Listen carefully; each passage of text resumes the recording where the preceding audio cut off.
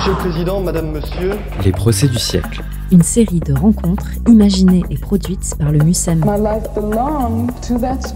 Saison 2, féminisme, genre et minorité. Réunissant témoins, spécialistes et pièces à conviction, les procès du siècle ouvrent un espace d'échange citoyen. Après une première saison consacrée aux questions environnementales, nous dédions cette deuxième saison aux minorités dominées et à leur manière de s'exprimer, de résister, de revendiquer leurs droits. Et devant lesquels j'ai cité un certain nombre de témoins. Les procès du siècle, saison 2. Féminisme, genre et minorité. 14 épisodes enregistrés dans l'auditorium du MUSEM. Épisode 7. Les invisibles. Une parole collective suit-elle vraiment ? Avec Mohamed El Khatib, Philippe Pujol et Toufik Hakem à la modération. Bonsoir tout le monde, merci d'être venus nombreux. Donc aujourd'hui, l'intitulé du procès, c'est Les Invisibles, une parole collective impossible. Mais qu'est-ce qu'on appelle les invisibles ? C'est quoi les invisibles ? Le concept des invisibles est apparu aux États-Unis dans les années 50 dans son roman « Homme invisible, pour qui chantes-tu » paru en 1952. L'écrivain afro-américain Ralph Ellison met en scène dans le sud des États-Unis un narrateur noir anonyme confronté à sa propre transparence aux yeux des Blancs. Dans les décennies d'après, les sociologues et les psychologues ont utilisé le terme des invisibles pour évoquer des groupes aussi divers que les travailleurs étrangers, les pauvres, les handicapés, les domestiques, les minorités ethniques ou religieuses, bref, ces gens dont on ne parlait jamais ou presque dans les médias et qui n'étaient pas ou que très peu représentés dans les institutions. Alors aujourd'hui, on aimerait dire que les choses évoluent, que les invisibles d'hier le sont beaucoup moins aujourd'hui. Le combat des minorités, l'éruption du mouvement des Gilets jaunes ont fait bouger les lignes. C'est certain, mais est-ce que c'est solide ? Et surtout, est-ce que c'est suffisant ? Est-ce que la prise de conscience s'accompagne de changements profonds dans la société ? C'est le sujet de cette séance avec deux invités de marque. L'auteur, metteur en scène et réalisateur Mohamed El Khatib, qui a mis en scène dans ses spectacles, ses films et performances des émigrés, des femmes de ménage, des agriculteurs, des gardiens de musée, des supporters des foot, bref, des invisibles. Et on a avec nous aussi le journaliste, écrivain et documentaliste Philippe Pujol de Marseille, qui lui aussi s'est intéressé aux précaires. Donc j'appelle à la barre, sous vos applaudissements, Mohamed El Khatib et Philippe Pujol.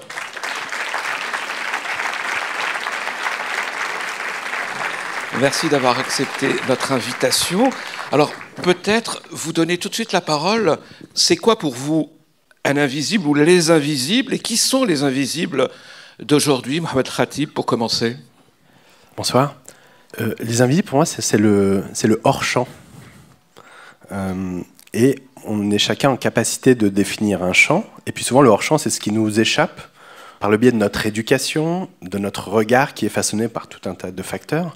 Et je dirais que c'est ce qu'on a du mal à saisir et ce à quoi on ne fait pas attention.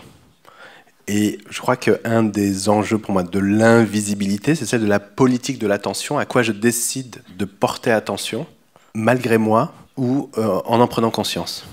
Philippe Pujol, qui sont les invisibles d'aujourd'hui ? Il y a beaucoup d'invisibles. C'est vrai que les invisibles, ça évolue au gré du temps. Les minorités visibles d'hier, c'était les invisibles, en fait, avant. Et donc, pour moi, les invisibles, il y a une notion de marginalité immédiatement. Et donc, quand il y a la marginalité, les injustices sociales, il y a les problèmes d'équité, il y a les problèmes économiques, il y a toute une série de problèmes. Il y a un problème d'accès à des services publics simples, comme l'éducation, comme la santé, comme le travail, et qui va rendre une population invisible. Ça peut être pour différentes raisons, pour des raisons d'âge. Des fois, ce sont les adolescents qui sont invisibles dans certains secteurs. D'autres fois, ça va être une question d'ethnie, parce que moi, j'aime pas utiliser le mot race. Donc, ça va être des questions d'origine qui vont faire ça. Tout simplement, le délit de faciès, avoir un nom, avoir une tête, qui fait que on va te stigmatiser. Et le paradoxe, c'est que le fait d'être stigmatisé va te rendre invisible socialement. C'est très visible, justement, par ton visage, alors peut-être un peu moins à Marseille, mais dans d'autres lieux. Et ça va te rendre invisible. Puis après, il y a pour moi toute une chaîne d'invisibles. Et aujourd'hui, les nouveaux invisibles sont dans les quartiers populaires de Marseille, les populations de Comoriens, de Nigérians depuis peu, donc appelons ça des migrants noirs qui viennent d'arriver et qui sont la plupart du temps dans des taudis, dans des squats. Et à part quand tu es un professionnel de ces gens-là, soit en observateur, soit pour les aider, ou alors même pour les exploiter, parce que ça existe aussi, à part cela, pour la plupart des gens, pour l'opinion publique, ils vont rester invisibles. Mohamed Khatib, vous voulez continuer à parler avec Philippe Pujol de sa définition des invisibles, de ceux qui l'étaient et ceux qui ne le sont plus? Non, c'est quelque chose de mouvant, en tout cas. Ouais. Et puis on est toujours l'invisible de quelqu'un à différents degrés. On peut être invisible et représenter la moitié de l'humanité. Et il y a une autre facette, quand on entend aussi invisible, c'est la question de l'absence, des absents. Et les invisibles, ils sont absents. Et le pire, la plupart du temps, c'est qu'ils n'ont même pas conscience qu'ils sont absents. Et à ce moment-là, je trouve qu'une peut-être des responsabilités qui peut être la nôtre, nous qui accédons à un moment donné à un espace public, politique, médiatique, etc., c'est de faire attention à ces absents, et à qui l'idée ne vient même pas de venir au MUSEM assister à un procès du siècle, par exemple. C'est-à-dire que c'est même pas quelque chose qui est dans le paysage. Et la plupart du temps, c'est qu'on court après une espèce de mixité sociale comme ça, a fortiori dans les lieux culturels, mais on en oublie que peut-être pour qu'il y ait des gens différents dans la salle, il faut qu'il y ait des gens différents sur scène, et que la plupart du temps, je me retrouve dans des comités ou des espèces de commissions comme ça, où on dit alors il faudrait mettre en place telle politique pour toucher tel public, et je me rends compte qu'autour de la table, il n'y a absolument personne parmi les destinataires. Donc on veut faire quelque chose pour les absents, mais on ne commence même pas par les inviter à la table de l'endroit où on va inventer des choses pour eux. Et puis cette chose aussi de vouloir faire pour eux de façon comme ça un peu paternaliste. Or tout ce que vous faites pour les gens sans eux, d'une certaine façon, vous le faites contre eux. Alors, pourquoi vous avez fait le choix pardon, Philippe Pujol voulait dire? Non, mais allez. Non, mais c'est les invisibles, c'est comme ça. Mais non, il y a pour aller plus loin, pour prendre presque le contre-pied, en allant dans le même sens et le contre-pied, c'est ce week-end, il y a eu à Félix Piat un grand concours de coupé-décalé. Le coupé-décalé, c'est une danse. Et ils font des battles, comme des battles de rap, des battles de coupé-décalé. C'est pas ma cam du tout, hein. Ils sont 4000. C'est-à-dire qu'ils sont plus nombreux que là. Et si on regarde, il n'y a personne du public ici qui serait au battle de coupé-décalé. Et moi, j'y ai assisté une fois ou deux. C'est rigolo pour un journaliste, mais on me dirait d'assister à ça régulièrement, ça serait de la souffrance pour moi. Mais pourquoi absolument vouloir les inclure dans nos visions culturelles, quoi. C'est-à-dire qu'on a tous envie, le MUSEM le demande, la Criée le demande, comment faire venir, on me le demande sans arrêt, comment faire venir les quartiers populaires, comment faire sauter le verrou, le blocage psychologique qu'il y a dans les quartiers populaires. Automatiquement, là-bas, on va dire, c'est pas pour moi, c'est pour les Blancs, on te dit. C'est trop fort, d'ailleurs, c'est pour les Blancs. Ou c'est pour les Français, on me dit. Mais Mohamed Khatib disait que c'est parce qu'ils n'étaient pas représentés sur scène. Non, mais lui, maintenant, malgré son nom, malgré tout, le simple fait que ce soit un cultureux, c'est un Français, c'est un Blanc. Pour un minot des quartiers avec son blocage psychologique, je parle de cela, c'est un Blanc. Mais même un Black sera un Blanc, c'est-à-dire qu'on est des Blancs sociaux au bout d'un moment dans leur jargon. Ça veut dire en gros que pour eux, quelque chose qui est culturellement un peu trop revendicatif est quelque chose d'écrasant. Ils voient ça comme une sorte de mépris de classe. C'est très très compliqué, quoi. Il suffit pas de faire venir 2 rappeurs ici pour avoir les rappeurs, ou deux danseurs de coupé-décalé pour avoir Félix Piat qui vient, ça va pas marcher. Alors qu'est-ce qu'il faudrait faire? Ah, ça, moi je suis pas capable de dire, sinon je serais candidat pour être ministre de la Culture. Mais j'ai failli l'être pour être maire de Marseille, alors pourquoi pas, hein. Mais ce qu'il y a, c'est que il faut de toute façon aller vers un travail au long cours. C'est pas parce qu'à un moment il va y avoir une représentation avec une représentation de quelqu'un que ça va marcher du premier coup. Ça sera en bout de chaîne. Je vous donne un exemple qu'ont fait les Américains à Harlem. Il y avait un musée qui faisait quelque chose qui est assez courant, c'est-à-dire une exposition entre des photos d'artistes et des photos récupérées chez les gens. Et dans ce musée-là, ils mettaient les photos donc des gens du quartier d'hier et d'aujourd'hui. Ils ouvrent ça, personne ne vient. Bon, ils ont une idée à l'américaine. Les Américains ils sont très pragmatiques. Ils mettent sur le toit terrasse du musée, ils mettent un grand cœur, et le jour de la Saint-Valentin, on a le droit gratuitement de se faire prendre en photo devant le cœur du toit terrasse. Sauf qu'ils les font passer devant tous les trucs, comme dans les magasins Ikea, quand on vous oblige à marcher. Ils ont fait pareil. Donc ils sont passés devant les photos en provoquant des files d'attente. Alors qu'il n'y avait pas de file d'attente, ils faisaient semblant de faire attendre les gens. Et les gens, en attendant, regardaient les photos, ils ont reconnu Tonton, ils se sont reconnus eux, ils ont vu quand ils étaient petits, ils sont tous revenus. C'est des idées cons hein, qui marchent comme ça. Hein. Mohamed Khatib, est-ce que vous regardez le public qui vient voir vos pièces, par exemple? Est-ce que vous vous posez cette question? Est-ce qu'ils viennent, les autres? Je fais que ça, et c'est pour ça que je suis en dépression. C'est-à-dire que au théâtre, vous pouvez travailler qu'à toute petite échelle. C'est-à-dire que la transformation, elle est infime, vous allez chercher les gens un par un. Après, j'ai pu mesurer que lorsque sur les plateaux, vous commencez par traiter des questions qui, elles, sont invisibilisées, que ce soit la question coloniale, des questions sociales, etc., et que ce n'est pas la énième adaptation de Molière pour ses 400 ans, dès lors que vous ouvrez la porte à d'autres récits, sur le fond et sur la forme, alors vous touchez un nouveau public. Et vous touchez des gens nouveaux. Ça, c'est quasi mécanique. Et d'avoir travaillé longtemps avec des supporters de foot, sur scène, d'un coup, j'ai jamais vu autant de gens qui venaient au théâtre pour la première fois. Et puis les supporters du bassin minier avec lesquels on a travaillé, d'un coup, parce qu'ils fréquentaient le théâtre de l'intérieur, parce qu'ils en avaient une pratique, parce qu'ils étaient sur scène, d'un coup, le théâtre était un lieu désacralisé.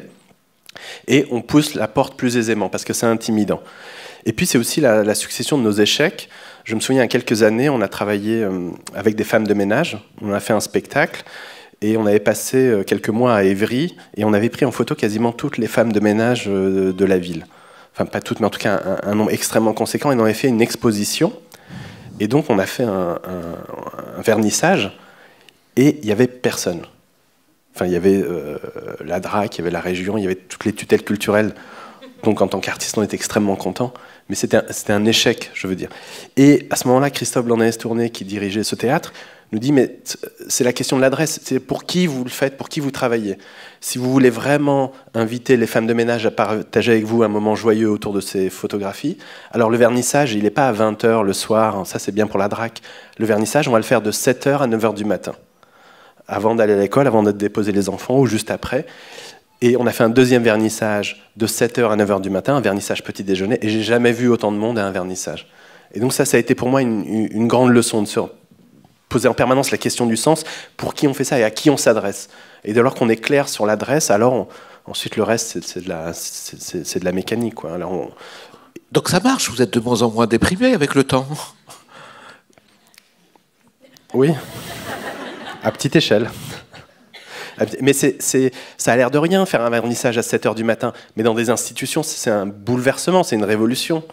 Parce qu'il y a tout un tas de... Ah bon, mais on va donc modifier les horaires de travaux. Ah bon, mais il faut que la sécurité arrive... Enfin, tout un tas de problèmes qui paraissent comme ça aberrants, mais qui sont extrêmement concrets. Or, si on se pose la question, mais à qui on s'adresse en permanence, en fait, ces choses-là devraient être anecdotiques. Autre question, pourquoi avez-vous fait le choix, Mohamed Khatib, de vous intéresser aux invisibles ? C'est par solidarité, de classe, ou c'est pour d'autres raisons ? Souvent on fait les choses, mais on ne sait pas toujours pourquoi on les fait, ou parfois on le sait après, rétrospectivement. Or, ma première pièce de théâtre, je peux le dire aujourd'hui, c'est un échec total. Elle s'appelle À l'abri de rien, quelque chose de très classique, avec des acteurs qui disent un texte. Et dans le fond, les gens sortaient et disaient « Ah, mais c'est pas mal ». Et ça, c'est terrible quand on vous dit « Ah, mais c'est pas mal ». C'est que ça n'a absolument rien déplacé, et que c'est totalement inoffensif. Et donc, moi qui étais contre le théâtre bourgeois, j'ai produit une œuvre qui ne déplace rien. Donc c'était un échec total. Et puis, il se trouve que sans doute ce qui a été le basculement dans mon travail, c'est la mort de ma mère. Ma mère décède et je décide de faire une pièce pour raconter ce deuil. Et donc j'invite une actrice d'abord, et puis je me dis « Ah, mais il y a quelque chose d'indécent. En fait, j'ai envie qu'on entende la voix de ma mère, qu'on entende la musique de sa voix, une voix qu'on n'entend pas sur les plateaux de théâtre. Or, je demande à une actrice un peu connue de venir faire ma mère. Et puis je mets de la musique, je me dis, tiens, j'ai envie qu'on écoute la musique de sa voix, mais je la recouvre de musique contemporaine, etc. Et donc, à partir du moment où j'ai lâché quelque chose à ce moment-là, c'est-à-dire, je me suis dit, mais qu'est-ce qui est strictement nécessaire ? Et est-ce qu'on va, une fois de plus, parler à la place des gens qui ne parlent pas ? Et donc, je vais demander à quelqu'un de parler à la place de ma mère. Et finalement, je me suis appuyé sur un enregistrement de ma mère, que je fais entendre dans le spectacle. Et à partir de là, j'ai arrêté tous les intermédiaires. C'est-à-dire d'éliminer toutes les prothèses théâtrales ou tout ce qui fait écran à une parole qu'on n'a pas l'habitude d'entendre. Or, quand vous allez chercher une parole chez les classes populaires, c'est difficile, c'est-à-dire qu'il ne suffit pas de tendre un micro en disant « mais est-ce que vous pouvez nous donner votre avis sur… » Et c'est extrêmement violent. Et donc ça demande du temps pour faire émerger une parole, de l'accompagner, pour écrire des projets. Et du coup, j'ai arrêté d'écrire pour les gens, mais je me suis mis à coécrire ensemble, à inventer des expériences avec les gens. Et donc ça s'est fait comme ça. Maintenant, je me sentais une forme de responsabilité, ou en tout cas, je ne voulais pas trahir mes parents. Où je me disais, chacune de mes pièces, il faut que mes parents puissent venir la voir. Philippe Pujol, pourquoi vous vous intéressez aux invisibles? Mohamed Khatib dit par fidélité à mes parents, vous diriez pour quelle raison? Déjà, moi, je pense pas, là, ce soir, c'est les invisibles, mais moi, j'écris plutôt sur les marges, mon approche est plutôt comme ça. Et avec un paradoxe, c'est que au début, j'ai pas cherché à écrire là-dessus. Je venais de ces quartiers-là, j'ai eu cette culture-là. J'ai été, pour payer mes études, agent de sécurité. Pendant 5 ans, j'ai fait l'agent de sécurité. En fait, j'ai côtoyé un monde qui, quand je suis devenu journaliste, pourtant à la Marseillaise, qui n'était pas non plus le grand capital, hein, c'était plutôt un journal communiste, très ancré dans les quartiers populaires. J'ai vu à quel point il y avait quand même déjà une méconnaissance de ces quartiers d'où je venais, une méconnaissance de ce que j'étais moi-même et encore plus de ce que pouvaient être d'autres. C'est-à-dire à partir du moment où on n'avait pas une revendication, on n'existait pas. C'est-à-dire il fallait avoir une revendication en tant que syndicaliste de migrants, une revendication sociale, mais sans revendication, c'est-à-dire l'immense majorité des gens, sans revendication formulée, il n'y avait pas d'existence. Et moi, on m'a nommé volontaire pour être fait diversier, c'était comme ça la Marseillaise. Et une fois que je me suis retrouvé volontaire, il a fallu que j'écrive sur les faits divers, et très rapidement, je me suis rendu compte que souvent, il y avait des typologies de faits divers. Et souvent, il y avait ce que, là, ce soir, on appelle les invisibles, que j'appelle les marges, qui étaient des victimes de quelque chose.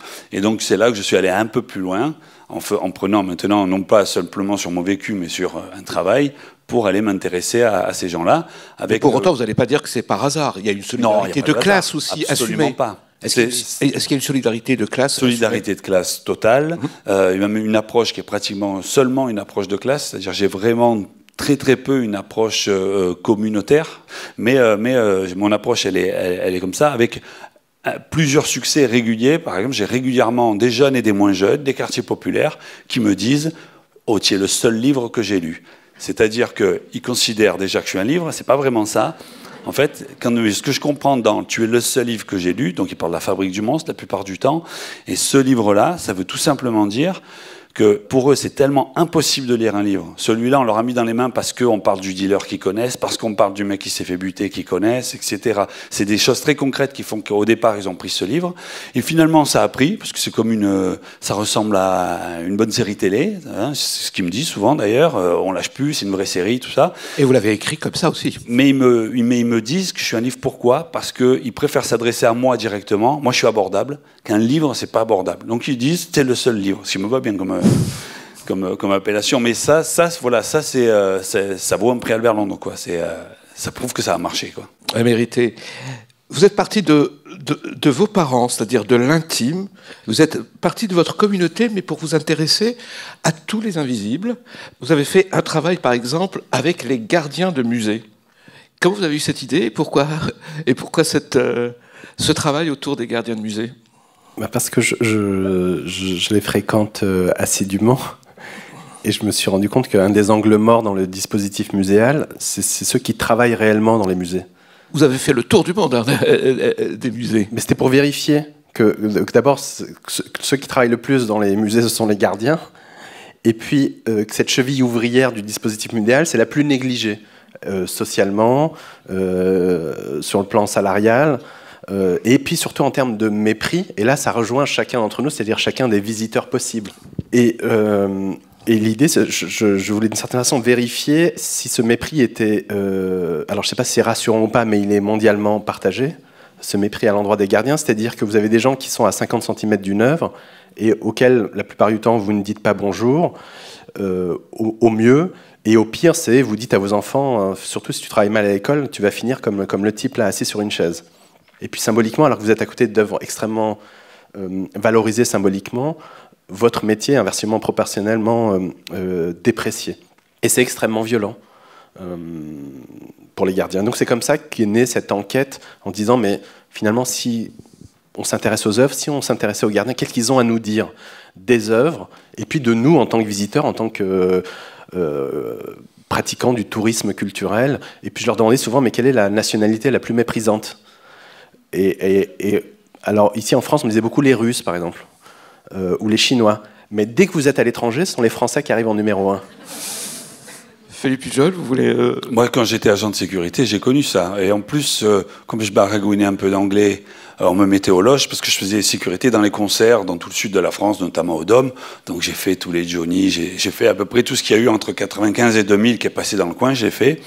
Et donc j'ai plein d'histoires, et notamment le fait surtout de patienter 12 heures debout, sans, à l'époque on n'avait pas le droit de fumer, il n'y avait pas de portable, on avait le droit de rien.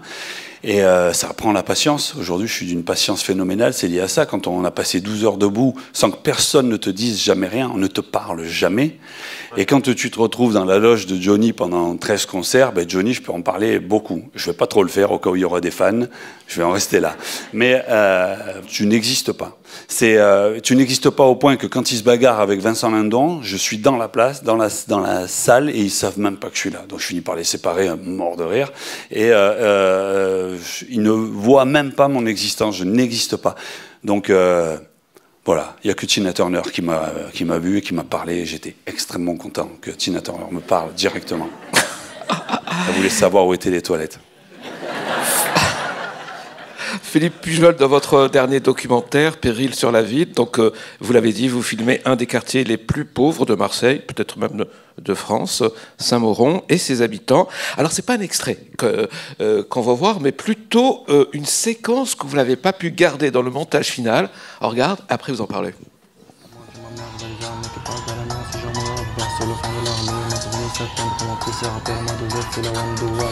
Moi, chez ma mère, je veux des armées qui passent dans la mer si j'en mourrais.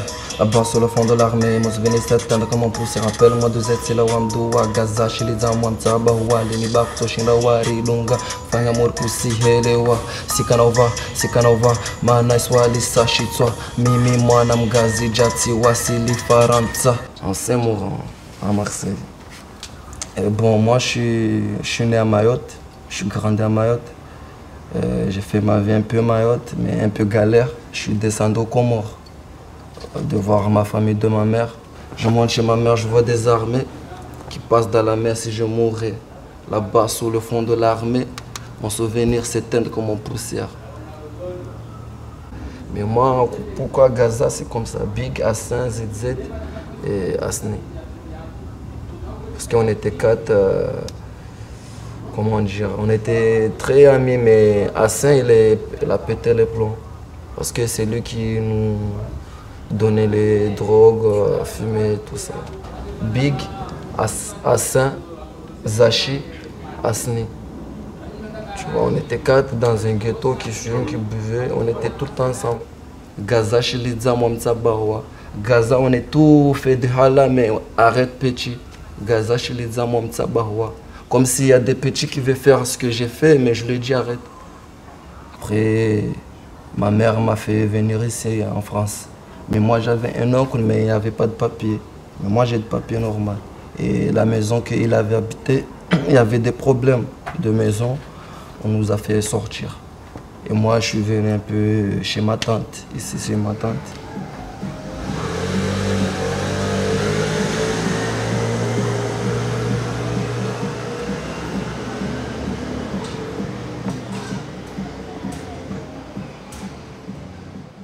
Philippe Pujol, c'était quoi le but d'ailleurs? Pourquoi vous avez fait ce documentaire?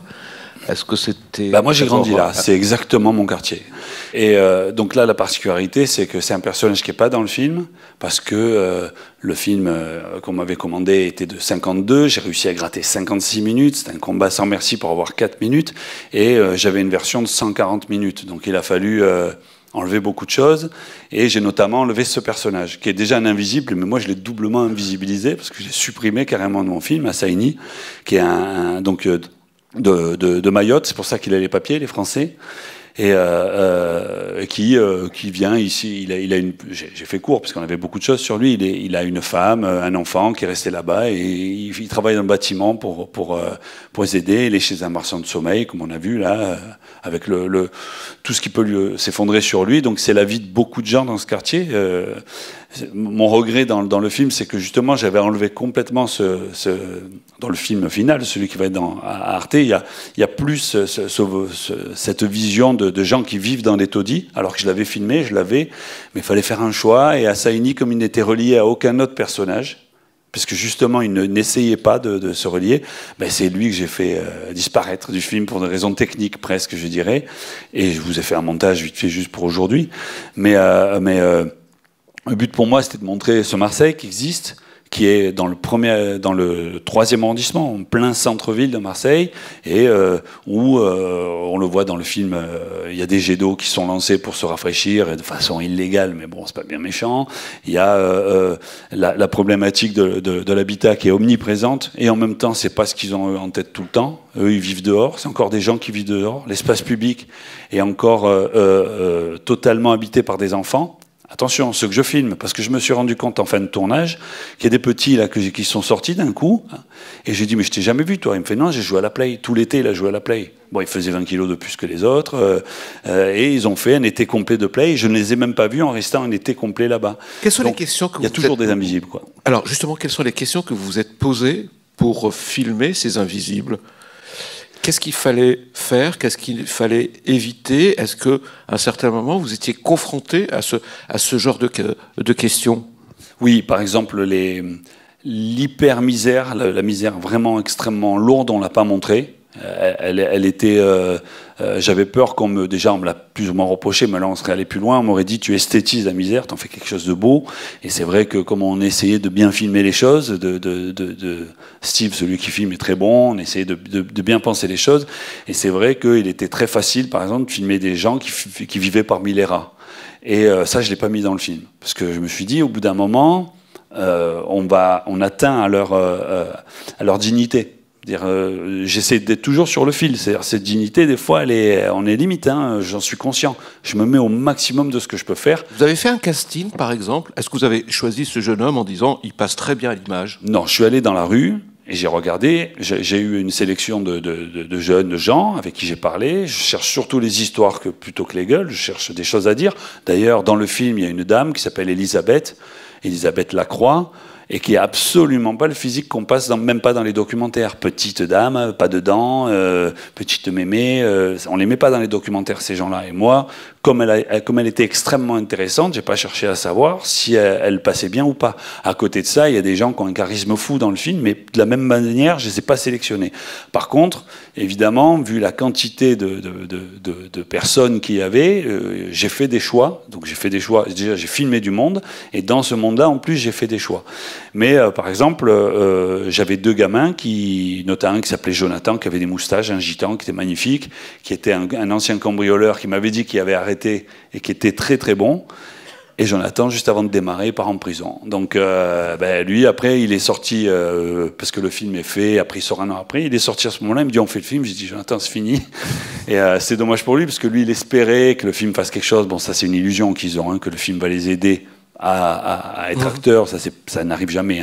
Mais voilà, donc il n'y a pas un casting, mais il y a des choix en fonction des histoires de chacun et ce qu'il représente. Vous posez souvent cette question, Mohamed El Khatib, comment, à partir d'un vécu, d'une situation sociale très dure, comment parler des précaires dans une œuvre d'art, dans une pièce de théâtre, dans un film, dans une exposition de photos, pour une performance? D'abord, au moment où je le fais, j'essaie de ne pas me poser de questions. C'est-à-dire d'être le plus spontané possible et laisser le hasard faire les choses, les rencontres. Et je ne fais pas de casting, par exemple. Quand on a travaillé avec Yoann Lamouler, qui est ici avec les supporters de Lens, du Racing Club de Lens, on est dans le bassin minier, taux de chômage 90%, Une misère sans nom, c'est pas le prolétariat, c'est le lumpen prolétariat, on est au bas du bas. Il y a une misère sociale sans nom. Et je me disais, là, il y a des gens qui sont relégués, qui sont exclus socialement, et moi, je vais venir, et donc je vais faire une sélection, toi oui, toi non, je vais ajouter de la relégation à la relégation. Et donc j'ai pris tous ceux qui voulaient participer au projet. Et ce qui fait que sur le spectacle, on est 58, et sur scène, il y a 58 personnes. Et souvent, on me dit, ah, mais est-ce que tu voulais, comme ça, donner un mouvement, un élan collectif? J'ai non, c'est juste que j'ai pas osé dire non. J'ai pas voulu dire non. Ça me mettait mal à l'aise. Et donc, sont présents sur scène tous ceux qui voulaient participer à un spectacle ou qui ont accepté de participer à un spectacle. Et puis, se pose toujours la question de l'instrumentalisation. Mais est-ce que vous n'avez pas le sentiment d'instrumentaliser comme ça les classes populaires en montrant la misère, etc. Et auquel cas, je me dis, je renvoie toujours la question du consentement. C'est-à-dire, au nom de quoi le premier réflexe qu'on a lorsqu'il s'agit des classes populaires, c'est que leur consentement ne vaudrait rien. Donc ils acceptent de faire un spectacle avec moi, mais ils sont trop cons pour imaginer qu'ils vont être utilisés, etc.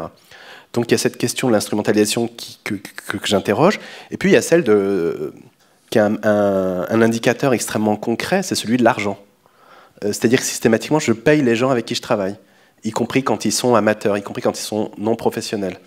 Et pour moi, c'est un indicateur important, ce qui fait que lorsque vous mettez en place une politique salariale sur un projet de création, vous devez être en capacité d'expliquer, de justifier des différences. Et qu'est-ce qui justifie que quelqu'un travaille 2 jours et qu'il soit rémunéré X euros, et puis quelqu'un travaille également 2 jours, sous prétexte qu'il n'est pas professionnel, il serait rémunéré beaucoup moins. Et moi, j'ai beaucoup de mal avec ça.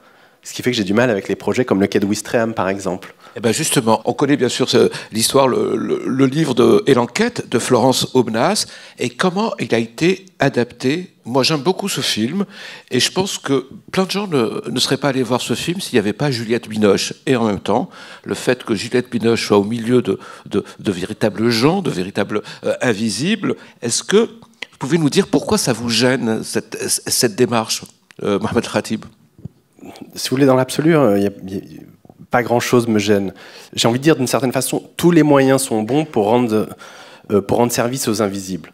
Mais à condition que vous leur rendiez service. C'est-à-dire que traiter le sujet des invisibles, en l'occurrence des femmes de ménage à Ouistreham, dans le ferry, bon, admettons, ça peut être une expérience esthétique, ok, mais alors pour moi, ça n'a d'intérêt que si les personnes avec lesquelles vous travaillez, à un moment donné, vous les rémunérez correctement.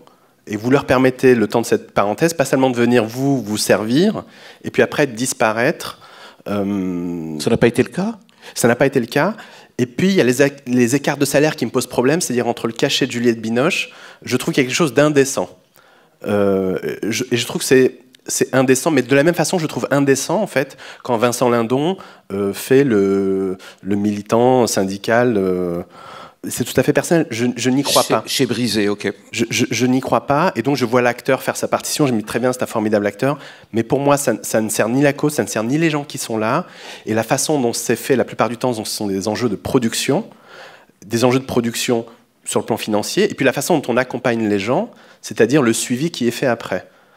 C'est-à-dire, c'est comment une production accompagne les gens sur le plan éthique, et comment on les abandonne pas, ces gens. Après leur avoir fait miroiter ces expériences, comment on ne met pas en place derrière quelque chose qui les accompagne sur la durée. Et vous le faites avec les gardiens de musée, avec les supporters de Lens, avec tout le monde. C'est quasiment impossible, Mohamed Khatib. Même si ça part d'un bon sentiment, à un certain moment, c'est... Non, ça dépend ce que vous mettez en place. Moi, les supporters de foot, en l'occurrence, on travaille ensemble depuis 2017. On est en 2023 et on travaille encore ensemble jusqu'en 2025. Mon premier spectacle, elle s'appelait Corinne Dada, elle était femme de ménage. C'était en 2012-2013, je crois. Et l'engagement que j'ai pris, mais que je n'ai jamais annoncé formellement, c'est que depuis 2012, elle participe à tous mes spectacles ou un spectacle sur 2. C'est-à-dire qu'il y a une forme comme ça de compagnonnage. C'est pas simplement une femme de ménage qui a été utilisée à un moment donné pour une production théâtrale, mais on crée une relation. Alors pour moi, elle fait partie des compagnons de route. Au même titre que Alain Cavalier revient sur différents projets, Corinne Dada, au même titre qu'Alain Cavalier, revient sur différents projets. À chaque fois que je peux glisser un rôle quelque part ou la faire apparaître, etc., elle rejoint, elle fait partie pour moi du collectif dans lequel je travaille. Et je trouve que c'est de notre responsabilité, c'est-à-dire on ne peut pas se servir comme ça, d'une certaine façon, des gens, en tout cas à petite échelle. C'est le cas pour le théâtre, on peut se le permettre. Et puis, vous n'êtes pas obligé d'être tout seul, c'est-à-dire qu'il y a des équipes avec lesquelles vous travaillez, il y a des équipes de production, etc. Et qu'on devrait penser l'accompagnement des gens au même titre qu'on pense la structure du spectacle, la structure du film. Et ce n'est pas les moyens qui manquent, en tout cas dans le cinéma de fiction. Merci beaucoup, Mohamed Khatib. C'est le moment d'appeler le premier témoin, ou plutôt une première témoin, à la barre. Bonsoir. Un tout petit mot préliminaire pour vous dire que les témoignages qui sont présentés lors des procès du siècle sont issus d'un travail collectif en atelier qui se tient tous les dimanches, la commission d'enquête. Hier donc, une quinzaine de personnes se sont retrouvées pour ouvrir ensemble le sujet débattu ce soir et préparer des témoignages et des arguments qui donnent à entendre des points de vue multiples au croisement de l'expérience vécue, de la réflexion et de la fiction. Bonsoir, je suis Mouna, j'ai participé à la commission d'enquête d'hier et ce soir, devant vous, je serai une jeune femme d'une trentaine d'années. Je m'appelle Marilyn. Je voudrais d'abord vous raconter qui est ma mère. Ma mère est une personne discrète. Ma mère est arrivée en France en 1980, à Marseille. Elle était souvent seule, elle galérait, mais elle s'est débrouillée comme elle pouvait. Très jeune, voire toute petite, ma mère nous a demandé à mes sœurs et moi d'être discrètes, de ne pas nous faire remarquer, d'être bonne à l'école, de ne pas faire de vagues et de garder notre fierté. À 17 ans, pour gagner un peu d'argent de poche, elle m'a proposé de faire des ménages avec elle dans le sud de la ville. Il faisait chaud, c'était l'été, c'était fatigant, mais j'étais contente de passer un peu de temps avec elle et de gagner cet argent de poche. Un jour, nous finissions de nettoyer une cage d'immeuble et une résidente a laissé son caniche faire ses besoins devant nous, juste là, comme ça, alors que nous venions de terminer, que le hall était fraîchement lavé. Cette dernière nous a ordonné hautement de nettoyer, en menaçant ma mère d'appeler son responsable si on ne le faisait pas. Je me souviens que j'ai regardé ma mère, à la fois choquée, un peu outrée. Mais comme on ne fait pas de vagues, comme on veut être discrète, ma mère s'est exécutée. Aujourd'hui, j'ai 36 ans. Je travaille dans un bureau en tant qu'RH, dans une grande boîte. Et moi aussi, j'ai été discrète. Moi non plus, je n'ai pas voulu faire de vagues. Puis un jour, face à une injustice, et certainement un peu de frustration, j'ai dit non. Je n'ai plus caché qui j'avais envie d'être. Et j'ai arrêté de me fondre dans le moule. Aujourd'hui, j'ai compris qu'accepter d'être discrète, c'est accepter d'être invisibilisée. C'est être seule. C'est être amputée de la force d'un collectif. Je pensais qu'être discrète pouvait aider les gens comme moi et faciliter leur intégration dans le monde du travail. Aujourd'hui, j'ai compris qu'en arrêtant la discrétion, on gagne de la considération et du respect. S'en affranchir à bon escient, c'est gagner une liberté, gagner des droits et s'offrir le soutien et la voix d'un collectif et pouvoir un jour porter la voix pour les autres. C'est faire partie de la société, c'est exister en tant qu'individu. Je vous remercie pour votre attention.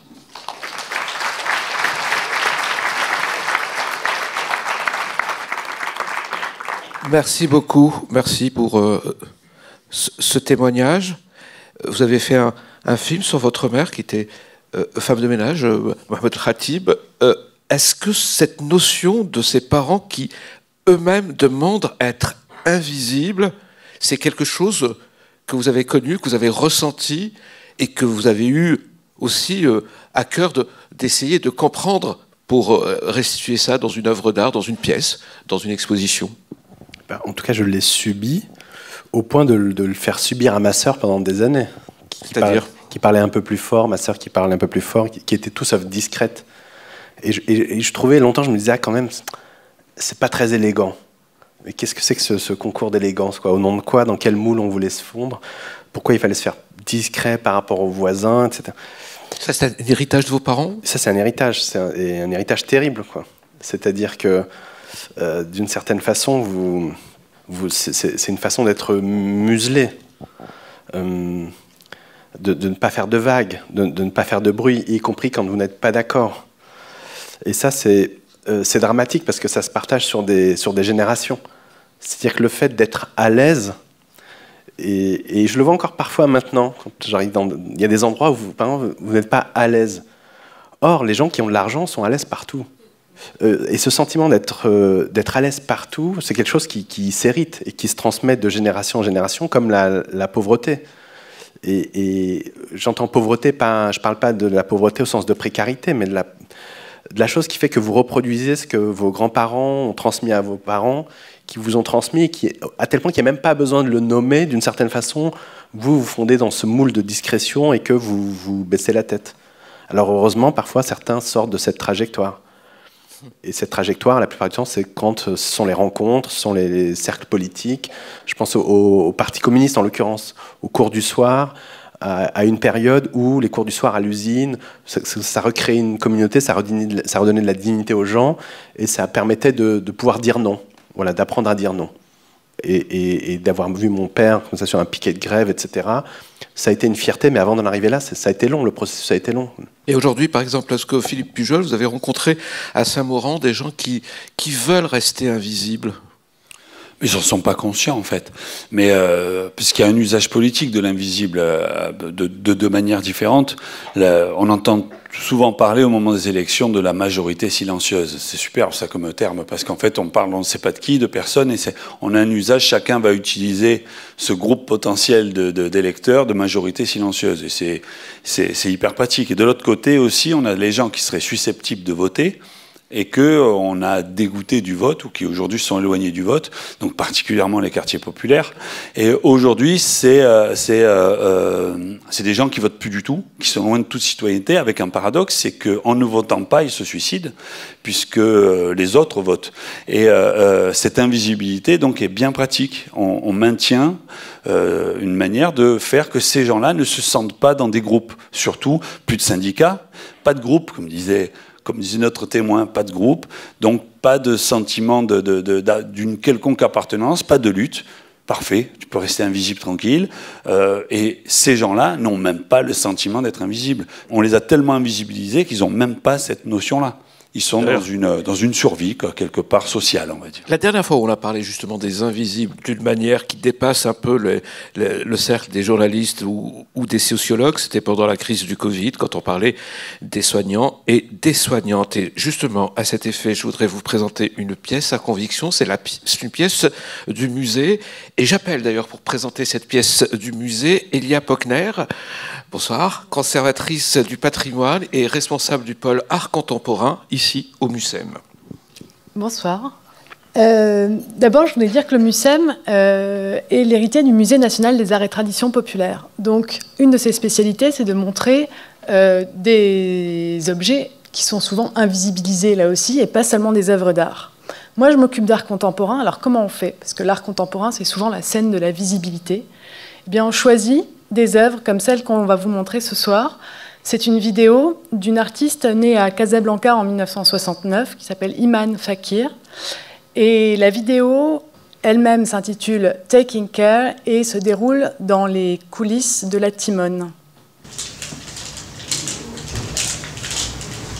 Julie.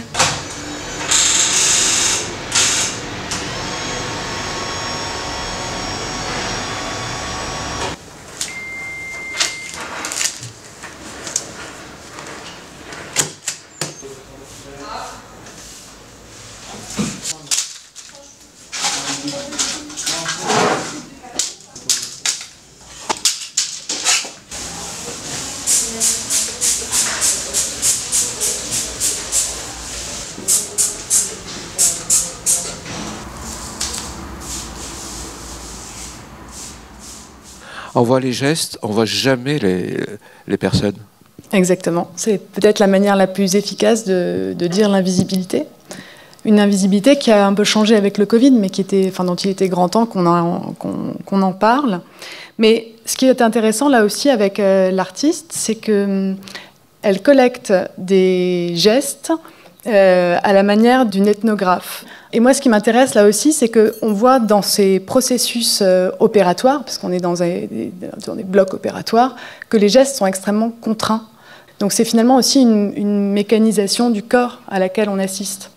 Après, là aussi, le paradoxe, c'est qu'au cœur du soin, au cœur de l'hôpital, ces gestes sont quand même aussi la condition, tout mécanisé qu'il soit, la condition du lien à l'autre et du soin prodigué à l'autre. Dernier point, elle-même s'efface, il n'y a pas de voix off. Son geste artistique à elle, c'est finalement de devenir invisible, mais pas invisibilisé, c'est pas une invisibilité subie, c'est plutôt l'invisibilité d'un témoin qui du coup devient capable de transmettre et de montrer. Merci beaucoup, merci Elia. Merci à vous, merci Mohamed Khatib, merci Philippe Pujol, merci Elia Pockner, conservatrice du patrimoine, responsable du pôle art contemporain au MUCEM. Merci aussi à vous d'être venus et à la semaine prochaine pour le prochain débat. Je vous rappelle le titre, les femmes peuvent-elles sauver la planète ? Cette séance a été enregistrée le 16 janvier 2023, avec la participation de Mohamed El Khatib, Philippe Pujol, Elia Pockner et de Toufik Hakem à la modération. C'était le podcast Procès du siècle, féminisme, genre et minorité. Une proposition conçue et mise en scène par le MUCEM en collaboration avec Grégoire Ingold. À la modération, Judith Duportail, Toufik Hakem, Talma Desta, Paloma Moritz, Valentine Auberti et Victoire Tuaillon. En partenariat avec Libération, Blast, Le Bonbon et Mademoiselle. Réalisation, Copie Carbone. Rendez-vous sur le site du MUCEM pour plus d'informations sur la série et les pièces à conviction. Et retrouvez l'ensemble des épisodes de la saison sur votre application de podcast habituelle. Merci pour votre écoute et à très bientôt.